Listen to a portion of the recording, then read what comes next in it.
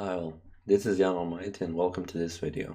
In this video we are going to talk about Rook versus Bishop endgame.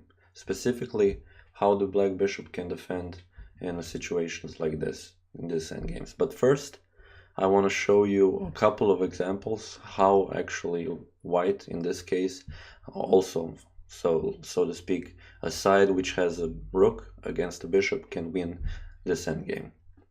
Okay, so this is usually a drawn endgame, but black needs to defend well. Unfortunately, in this case, he is already in the back rank and in the wrong position. And why do I say wrong position? Because when you want to defend with a bishop, you should go to a corner which is opposite of his color.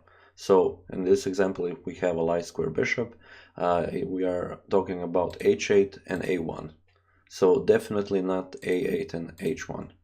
So in this example, as I've said, black king is in the wrong corner and we can use that to our advantage. So okay, let's do it. The main idea in this videos is actually when you want to win the game to attack the bishop. So let's do right that. Rook to f2, and now the black bishop actually has to move, but wherever he moves, inevitably we will check him on f8, and black cannot cover from that. Probably the best move here for black is to avoid even further checkmate is rook bishop to e8, sorry. And now when we put the rook here, actually he can escape with the king.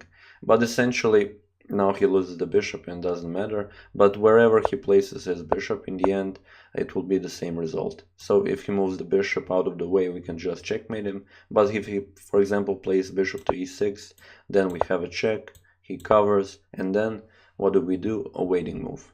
A waiting move because he cannot move his bishop because of the pin on the black king, and he can only move the king.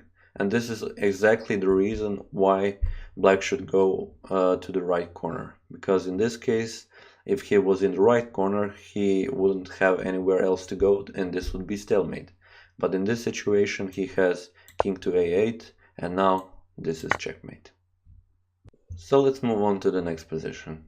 Here, as we see, as previously, black king is on the back rank, which actually suits white, because now he can win the game. But of course, we have to win it in a certain way, and that is to push black to this corner, because this is the corner which is the color of his bishop. So to h8. We don't want to give him anything, so by pushing him to the other corner, for example, if he goes here, as said previously, this would be a drawn endgame. And also we want to keep him on a back rank, because if he runs away to the center, then definitely if he can play together with his bishop, we cannot win this game. So okay, we do it by the following: king to e6, and this is a fairly common practice in this endgame, to put the kings in the opposition. And this way, for example, if black moves the bishop, we can try to run around with our rook attacking the bishop, and in some way attack the bishop, that we can also after that give a check on the back rank. And this is fairly dangerous for black, since he cannot escape. So okay, for example, let's do just that. If black moves the bishop, for example, let's move the bishop here to f2, we just attack him. So rook to d7, and now I just want to say, if he moves on some of the files like a, b, c, g, or h, we will just attack him. Like for example here, if he moves to g3, we will just attack him, and after that we will give a check. Okay. Because of that, what black usually does in these situations, okay, he cannot stay on the f file, he can move behind the king. Okay, and now we don't want to attack him from the side, we attack him from the back.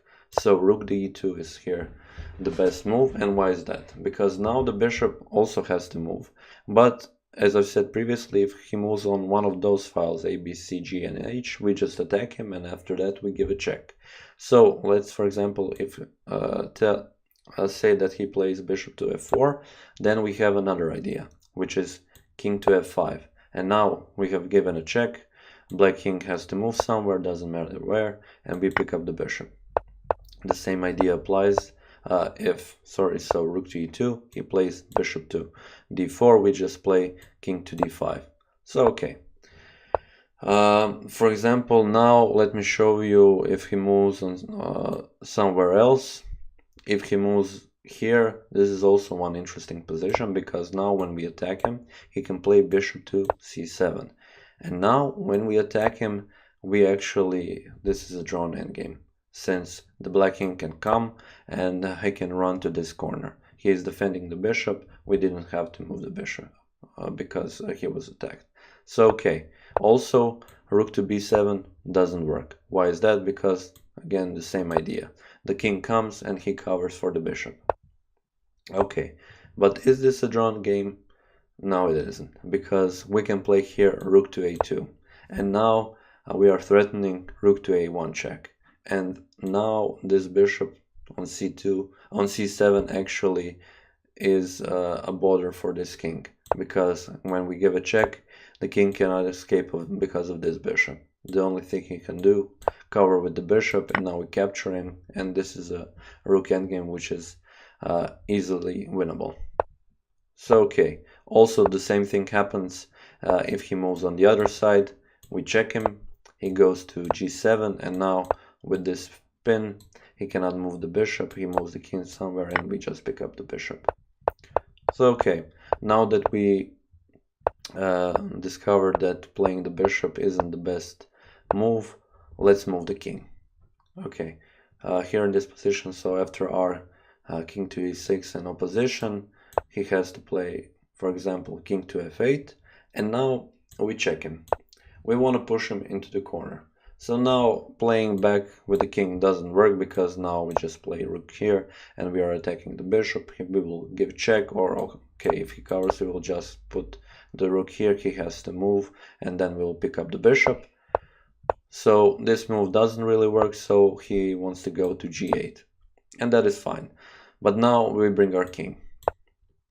We want to bring him to g6, so it doesn't really matter what black plays now. Our next move will be king to g6. Wherever, any move he plays will essentially lead to that of him being checkmated.